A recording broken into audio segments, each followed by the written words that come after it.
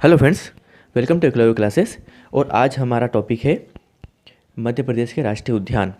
और इसे भी हम मैप से समझने की कोशिश करेंगे, क्योंकि किसी चीज़ को मैप से याद करना बहुत ही आसान होता है बजाय उसे रट के। जैसे हमें मूवी की स्क्रिप्ट इतनी आसान तरीके से याद नहीं होगी, लेकिन उसी मूवी को अगर हम पिक्चराइज करके मूवी बनाएं तो हमें पूरी मूवी की स्टोरी आसानी से याद हो सकती है। तो यही बेनिफिट है किसी चीज़ को पिक्चराइज करने का। और मैं अपने लगभग सभी टॉपिक में मैप से पढ़ाने की कोशिश करूँगा, क्योंकि हमें याद तो करना ही है। चलिए शुरू करते हैं। शुरू करने से पहले हम ये समझते हैं कि राष्ट्रीय उद्यान, अभयारण्य और बायोस्फीयर में डिफरेंस क्या होता है। ठीक है, बेसिकली इन तीनों का काम एक ही है, वो है वन्य जीव जो प्राणी जो विलुप्त हो रहे हैं प्राणी, उनकी देखभाल करना, उनको ऐसा वातावरण देना जिससे वहाँ पर वो अपने परिवार बच्चे पाल सकें। लेकिन इन तीनों के जो रूल्स हैं वो अलग अलग है। जैसे बायोस्फीयर रिजर्व, यह बहुत ही बड़े क्षेत्र में फैला होता है, कोई भी आम आदमी अपने मवेशी लेकर जा सकता है। ठीक है, यहाँ पर रूल्स और रेगुलेशन थोड़े कम होते हैं, यहाँ पर रिस्ट्रिक्शन थोड़ी कम होती है। नेक्स्ट है वाइल्ड लाइफ सेंचुरी, अभ्यारण्य। यहाँ पर बायोस्फीयर रिजर्व से थोड़ी कम छूट मिलती है। मीन्स कि यहाँ पर कुछ सिलेक्टेड पर्सन या जो वहाँ के जो देखभाल करने वाले, केयर टेकर करने वाले हैं, वो वहाँ रह सकते हैं, अपने मवेशी रख सकते हैं और उस एरिया में रह सकते हैं। ठीक है, और लास्ट है नेशनल पार्क। नेशनल पार्क में सबसे ज़्यादा रिस्ट्रिक्शन होती है। यहाँ पर आप आपके मवेशी नहीं ले आ सकते, यहाँ पर आसपास आप अपने रह भी नहीं सकते, इस पार्क के अंदर आप नहीं रह सकते। ठीक है, ये समझ लीजिए कि ये पूरा बायोस्फीयर रिजर्व है। फाइन, ये पूरा बायोस्फीयर रिजर्व है जहाँ पर आपको फ्री छूट है। लेकिन इसके अंदर एक सेक्टर है जो है वाइल्ड लाइफ सेंचुरी का है, जहाँ पर थोड़ी कम छूट मिली है स्फेयर से। और एक सेक्टर है जहाँ पर ये नेशनल पार्क है, जहाँ पर बहुत ही रिस्ट्रिक्शन है, जहाँ पर आप इजीली नहीं जा सकते अपने मवेशियों को लेकर। ठीक है, इन तीनों का एक ही काम है, वो है वन्य जीवों की रक्षा करने के लिए। जो विलुप्त हो रहे जीव है उनको संरक्षित करने के लिए इन तीनों का काम है, बस नाम अलग अलग है और इनके रूल्स अलग अलग है। फाइन, चलिए शुरू करते हैं। ये मध्य प्रदेश के राष्ट्रीय उद्यान है और मध्य प्रदेश में कुल 11 राष्ट्रीय उद्यान हैं। ठीक है, सबसे पहला राष्ट्रीय उद्यान 1955 में बना। ठीक है, कौन सा है? कान्हा किसली राष्ट्रीय उद्यान, जो कहाँ पर है? यह है मंडला और बालाघाट की बॉर्डर पर। ठीक है, मंडला और बालाघाट की बॉर्डर पर है कौन सा? कान्हा किसली राष्ट्रीय उद्यान। यह राष्ट्रीय उद्यान सबसे बड़ा राष्ट्रीय उद्यान है। इसका कुल एरिया 940 किलोमीटर स्क्वायर है। ठीक है, यहाँ पर बेडरी प्रजाति का बारहसिंगा पाया जाता है, जो सिर्फ कान्हा किसली राष्ट्रीय उद्यान में ही मिलता है। ठीक है, नेक्स्ट है, और यहाँ पर हालो और बंजर घाटी एक दर्शनीय स्थल है। ठीक है, कान्हा किसली में सर्वाधिक बाघ पाए जाते हैं। और पार्क इंटरप्रिटेशन योजना जो अमेरिका के सहयोग से यहाँ पर चल रही है। ठीक है, जो अमेरिका के सहयोग से चल रही है, कहाँ पर? कान्हा किसली राष्ट्रीय उद्यान में, जो कहाँ पर है? मंडला और बालाघाट की बॉर्डर पे है, जो बना है 1955 में। ठीक है, और यहाँ पर सर्वप्रथम टाइगर प्रोजेक्ट भी शुरू हुआ है। अंत में मैं आपको इसमें टाइगर प्रोजेक्ट कब और कहाँ शुरू हुए वो भी बताऊँगा। ठीक है, तो इसमें सबसे पहले टाइगर प्रोजेक्ट शुरू हुआ 1974 में।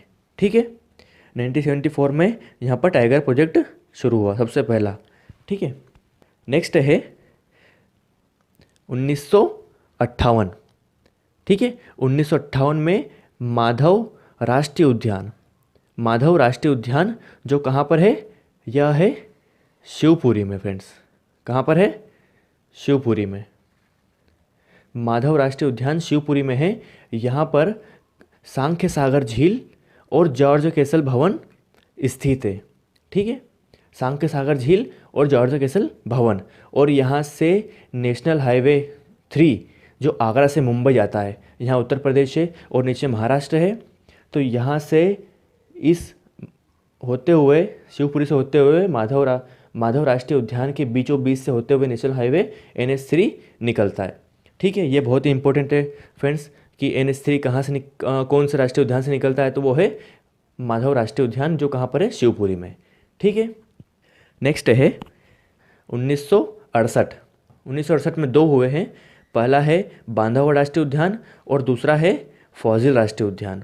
ठीक है। 1968 में बना है बांधवगढ़ राष्ट्रीय उद्यान, बांधवगढ़ राष्ट्रीय उद्यान, ठीक है। यह उमरिया और कटनी की बॉर्डर पे फ्रेंड्स, कहाँ पर है? उमरिया और कटनी की बॉर्डर पे, ठीक है। और यह 32 पहाड़ियों से घिरा हुआ है और यहाँ पर सर्वाधिक घनत्व है बाघ का। आप इसमें कंफ्यूज नहीं होना कि कान्हा किसली में सर्वाधिक बाघ घनत्व है या फिर बाघ सर्वाधिक बाघ पाए जाते हैं। सर्वाधिक बाघ घनत्व मतलब होता है कि उनके जो पर स्क्वायर किलोमीटर है वहाँ कितने बाघ हैं, ठीक है। और सर्वाधिक बाघ मतलब होता है कि टोटल नंबर, बाघों की संख्या कितनी है, ठीक है। तो सर्वाधिक बाघ घनत्व यहाँ पर हर 8 किलोमीटर में एक टाइगर आपको मिल जाएगा, ठीक है, एक टाइगर। नेक्स्ट है, यह भी 1968 में बना है। इसका नाम है फाजिल जीवाश्म राष्ट्रीय उद्यान। यह मध्य प्रदेश का पहला राष्ट्रीय जीवाश्म उद्यान है और सबसे छोटा भी है, ठीक है। इसका जो एरिया है वो है 0.27 किलोमीटर स्क्वायर, ठीक है। यह 1968 में बना है और यह कहाँ पर है? यह है डिंडोरी जिले में। डिंडोरी जिले में है फाजिल राष्ट्रीय उद्यान, जो मध्य प्रदेश का पहला जीवाश्म उद्यान है। यहाँ पर बहुत अलग अलग प्रकार की जीवाश्म वनस्पतियाँ मिली है, इसलिए यहाँ पर एक जीवाश्म राष्ट्रीय उद्यान बना दिया गया फ्रेंड्स, ठीक है। चलिए नेक्स्ट है 1975। 1975 में बना है पेंच राष्ट्रीय उद्यान। कौन सा है? पेंच राष्ट्रीय उद्यान, जो कहाँ पर है? यह सिवनी और छिंदवाड़ा की बॉर्डर पे है, ठीक है। यह सिवनी और छिंदवाड़ा की बॉर्डर पे है और यहाँ पर रुडियार्ड किपलिंग, जिन्होंने लिखी है द जंगल बुक, ठीक है। तो द जंगल बुक लिखने की उनको प्रेरणा इसी राष्ट्रीय उद्यान से मिली है फ्रेंड्स, ठीक है। इसलिए यहाँ पर जो मोगली लैंड बनाया जा रहा है, मोगली लैंड बनाया जा रहा है। और पेंच राष्ट्रीय उद्यान का दूसरा नाम इंदिरा गांधी प्रियदर्शनी है, ठीक है। इसके बाद है 1979। 1979 वन विहार राष्ट्रीय उद्यान। यह एकमात्र सर्पोद्यान है यहाँ पर और यहाँ इस राष्ट्रीय उद्यान की जो क्वालिटी देखकर इसे आधुनिक चिड़ियाघर की मान्यता दे दी गई है, ठीक है। और इसे ISO 9001/2008 द्वारा प्रमाणित भी कर दिया गया है, ठीक है। कब हुआ ये? 1979 में। वन विहार राष्ट्रीय उद्यान कहाँ पर है ये? ये है भोपाल जिले में फ्रेंड्स। कहाँ पर है? भोपाल में, ठीक है।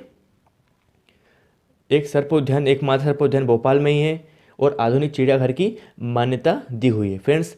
कभी भी क्वेश्चन आ सकता है कि आधुनिक चिड़ियाघर कहाँ पर है, तो वो है भोपाल में या फिर वन विहार को कहते हैं, ठीक है।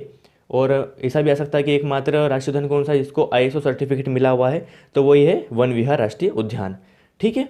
अब आते हैं 1981 में, ठीक है। 1981 में पन्ना राष्ट्रीय उद्यान। आपको नाम देख के ही पता चल गया होगा कि पन्ना है तो पन्ना में ही होगा, ठीक है। पन्ना राष्ट्रीय उद्यान, जहाँ MP का पहला रेप्टाइल पार्क है, ठीक है। MP का पहला रेप्टाइल पार्क है और यहाँ पर बाघ नहीं है और इसीलिए कारण इसको दूसरा सरिस्का कहते हैं फ्रेंड्स। क्या कहते हैं? दूसरा सरिस्का। क्वेश्चन में आ सकता है कि दूसरा सरिस्का किसे कहते हैं, कौन से नेशनल पार्क को कहते हैं, तो कहते हैं पन्ना राष्ट्रीय पार्क को। कब बना था ये? 1981 में। कहाँ पर है ये? यह है पन्ना और छतरपुर की बॉर्डर पर है, ठीक है। पन्ना और छतरपुर की बॉर्डर पर क्या है? पन्ना राष्ट्रीय उद्यान है, जो बना है 1981 में। यह पहला रेप्टाइल पार्क है, यहाँ पर बाघ नहीं है, ठीक है। और 1981 में एक और राष्ट्रीय उद्यान बना था, वो है संजय राष्ट्रीय उद्यान। संजय राष्ट्रीय उद्यान का पुराना नाम है डुबरी, ठीक है। संजय राष्ट्रीय उद्यान का पुराना नाम क्या है? डुबरी है और यह 1981 में बना। संजय राष्ट्रीय उद्यान सीधी जिले में है, ठीक है। संजय राष्ट्रीय उद्यान कहाँ पर है? सीधी जिले में। नेक्स्ट है 1983, ठीक है। 1983 सतपुड़ा राष्ट्रीय उद्यान। सतपुड़ा राष्ट्रीय उद्यान कहाँ पर है? सतपुड़ा राष्ट्रीय उद्यान होशंगाबाद में फ्रेंड्स। कहाँ पर है? होशंगाबाद में। कब बना था ये? 1983 में बना है, ठीक है। चलिए नेक्स्ट है। इसमें कुछ ज़्यादा चीज़ें बताने की है नहीं, इसलिए मैंने सिर्फ इतना, सिर्फ आप ये याद रख लीजिए कि कहाँ पर है और कब बना, ठीक है। 1983 में बना है और होशंगाबाद में। चलिए नेक्स्ट है 2004 में बना है ओमकारेश्वर राष्ट्रीय उद्यान। यह है खंडवा में, ठीक है। 2004 में बना है। ठीक है, राष्ट्रीय उद्यान ओमकारेश्वर राष्ट्रीय उद्यान कहाँ पर है? खंडवा में। नेक्स्ट है 2010 में बना है डायनासोर जीवाश्म राष्ट्रीय उद्यान। यह है मध्य प्रदेश का दूसरा जीवाश्म उद्यान। पहला कौन सा था? पहला था फॉजिल। ठीक है, फॉजिल राष्ट्रीय उद्यान पहला था जीवाश्म उद्यान, और 2010 में यहाँ पर डायनासोर के कुछ अवशेष मिले थे, इसलिए जीवाश्म उद्यान यहाँ पर डायनासोर जीवाश्म उद्यान बना दिया गया है। ठीक है, यह कहाँ पर बना है? यह बना है धार जिले में। ठीक है, ये कहाँ बना है?